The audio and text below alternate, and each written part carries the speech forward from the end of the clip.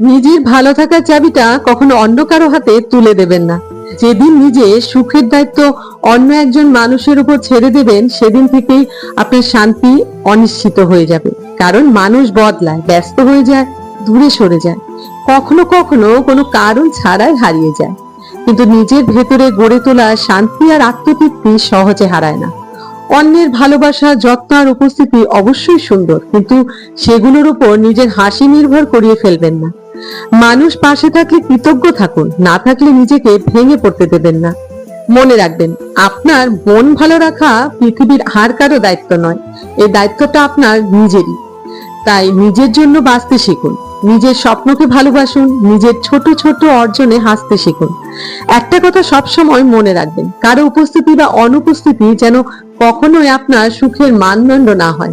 কারণ যে মানুষ নিজের ভেতরে ভালো থাকতে শিখে যায়, তাকে ভেঙে দেওয়া পৃথিবীর সবচেয়ে কঠিন কাজ।